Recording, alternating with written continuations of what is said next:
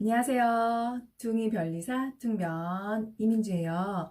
여러분, 제가 오늘은 열정적인 색깔 빨간색 옷을 입고 왔는데요. 그 이유는 곧 알 수 있을 거예요. 제 구독자님 중에 KK님께서 제 칭찬 조금 해주시고 그 다음에 2차 시험에 특허법의 암기 방법을 알려주세요. 이렇게 말씀을 하셨어요. 그런데 비단 제 암기 방법이 특허법에만 국한된 게 아니기 때문에 오늘은 제가 암기했던 방법을 여러분에게 알려드리려고 합니다.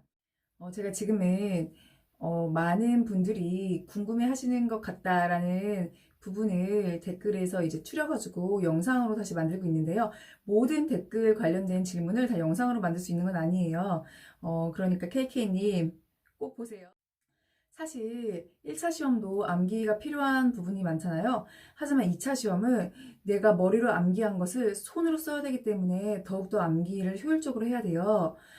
처음부터 무턱대고 다 외워버리겠다라고 하면은 엄청 막막해서 금방 포기할 수도 있으니까 꼭 둥변이 한 방법이 아니더라도 이 방법을 참고해서 여러 가지 방법을 참고한 다음에 자신만의 방법으로, 본인만의 방법으로 꼭 암기에 성공할 수 있도록 해보세요. 2차 공부 본격적으로 암기하는 단계를 들어가기 전에 단권화를 해야 되고, 그리고 색연필이나 형광펜으로 색칠하는 색칠 공부 시간이 있는 건 알고 계시죠?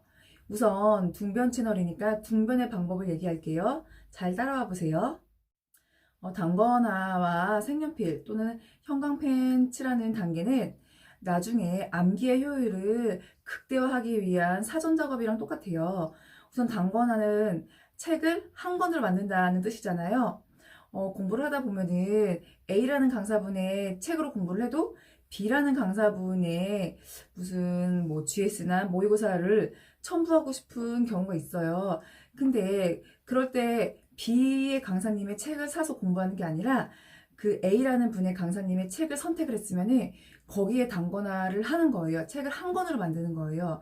나중에 이 책 저 책 찾아다니면서 볼 시간이 전혀 없거든요. 저는 특허와 상표는 특정 강사님의 책을 기준으로 하고 아까 조금 전에도 언급했듯이 다른 GS나 아니면 다른 강사의 다른 책에서 이 부분은 이 단권화로 기준 잡은 그 책에 없는 내용이다라고 한 그런 부분을 저는 다 타이핑을 했어요. 그래서 특허랑 상표책을 보면은 책 겉 표지는 그 특정 강사님의 이름이 써 있는데 그 안에 이렇게 살펴보면은 제가 타이핑을 해서 그냥 A4를 그 책에 맞게 오려서 붙인 부분이 되게 많아요. 그래서 사실 강사님의 책인지 그냥 등변의 책인지 헷갈릴 정도로 그 안이 되게 복잡하게 돼 있어요. 그렇게 단권화를 했고요. 민사소송법을 그때 당시 거의 99%가 선택한 책일 거예요. 이시윤님의 민사소송법 그 책에 단권화를 했어요. 민사소송법은 이제 논점, 뭐 쟁점 이런 게 중요한데 그 논점이나 쟁점을 그 책 옆에 여백이 있어요. 그 여백에 접어서 들어갈 수 있는 정도로 제가 다 기재를 했어요. 기재를 하고 붙일 때는 책 내용, 책 글씨가 이렇게 잘 보이도록 다 접어서 붙여놨어요.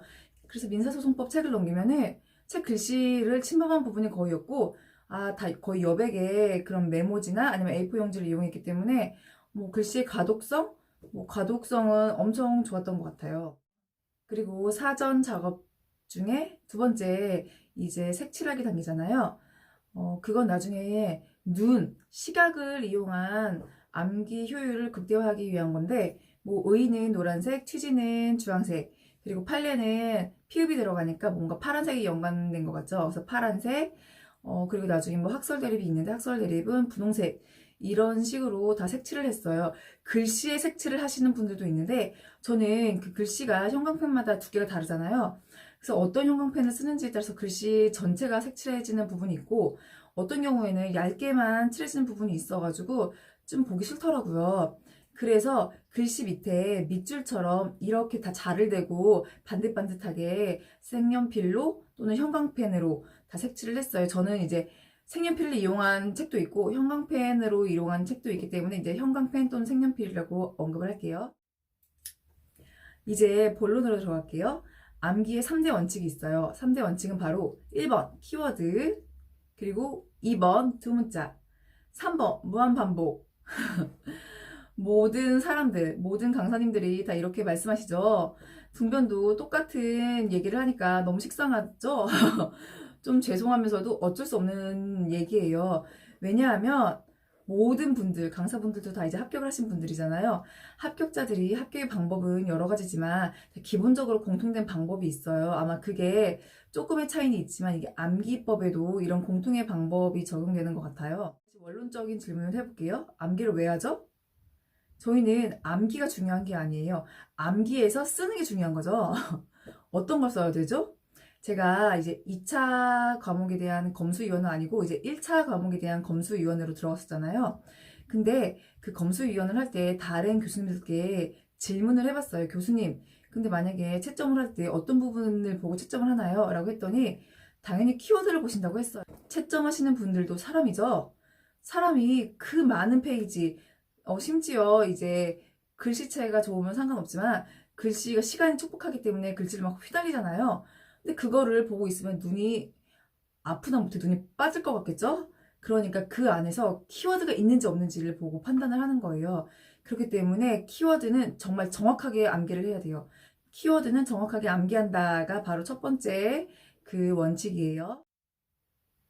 두 번째 원칙인 두 문자예요.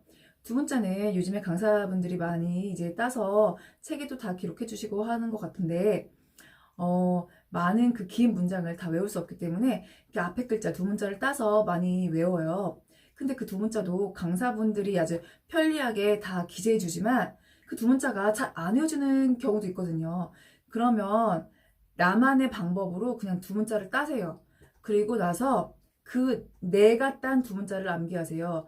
강사분이 따주는 부분을 많이 따라갈 텐데 한 80%는 강사분들 걸 저도 따라가는데 20% 정도의 두 문자는 그냥 제가 별도로 이렇게 두 문자를 딴 게 훨씬 잘 암기가 되더라고요. 어차피 이 논술형으로 쓸 때 내 언어로 쓰는 거지 그 강사분의 언어로 쓰는 게 아니잖아요. 내가 안 외워지면 그 두 문자는 그냥 잘 안 외워지는 두 문자인 거예요. 나만의 두 문자를 따서 외우는 것도 한 가지의 팁이다라는 걸 알아두시고요. 그리고 두 문자 자체만 외우면 안 돼요. 두 문자가 진짜 나중에 입에 이렇게 붙거든요. 그런데 두 문자는 기억나는데 쓸 때 두 문자를 쓸 수는 없잖아요. 두 문자에 있는 내용을 꼭 같이 외워둬야 된다는 것도 잊지 마시고요. 그리고 나면 세 번째 원칙, 무한 반복이죠, 뭐. 무한 반복이에요. 처음에는 다 못 외울 것 같은 그런 내용도 계속 하다 보면은 다 암기가 되는 게 또 시험인 것 같아요. 처음에 그 만약에 그 한 권의 책을 보는데 30일이 걸렸다. 그럼 나중에 볼 때는 20일이 걸리고 그 다음에 뭐 15일, 그 다음에 뭐 열흘, 그럼 닷새 쭉쭉쭉쭉 이렇게 다 단축이 돼요. 그래서 나중에 실제 시험 보기 전날 반나절? 아니죠. 반나절도 아니죠. 반나절보다도 더 짧은 시간 내에 그 한 권의 책을 다 보는 게 그게 최종 목표예요. 막막하지만 계속 무한 반복을 하다 보면은 정말 내 뇌가 활성화 모드에 있구나라는 것을 느끼게 돼요. 아, 그리고 이거는 암기와 관련된 건 아니지만 이제 암기한 거를 써야 되는데 마지막 뭐 한두 달 정도는 쓰는 것도 중요하지만 암기에 더 몰입을 하잖아요. 근데 팔이 아파요. 제가 지난번 2차 공부 방법 때 목차를 잡고 뭐 쓰는 건 조금만 쓰고 나머지는 목차 잡기를 했다라고 했잖아요. 근데 그 목차를 잡고 끝난 게 아니라 목차를 잡고 이 입으로 중얼 무엇을 중얼거리냐 실제 쓸 내용을 중얼거리는 거예요.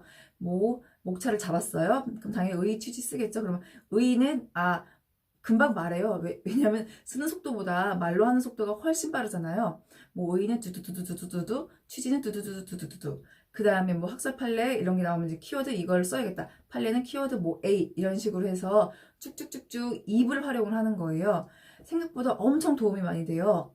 뭐 이런 식으로 쭉쭉쭉쭉 중얼중얼거리면은 사실 다른 사람이 보면은 약간 정신이 이상한 사람처럼 보이기도 하겠죠. 근데 혼자 공부할 때 다른 사람이 볼 일은 없고 또 보면 좀 어때요? 저희는 합격만 하면 되는 거잖아요. 그쵸? 제가 단거나 한 책을 보여드리고 싶은데 좀 찾아봤어요. 근데 이제 제가 시험 합격하고 난 후에 특허법이랑 상표법이 엄청나게 또 많이 바뀌었어요. 그래서 제가 책을 그냥 새 책을 사서 그 책을 보거든요. 그래서 그 상표법이랑 특허법은 그 책이 어디 있는지도 몰라서 못 보여드리고 민사소송법 책은 찾았어요. 그래서 민사소송법 책은 이렇게 공부했다라고 몇 페이지 제가 이렇게 보여드릴게요. 어때요? 몇 페이지 보지 않았지만 둥변이 좀 깔끔하게 정리했나요? 그리고 둥변 엄청 열심히 공부한 것 같다는 느낌이 팍팍 드나요?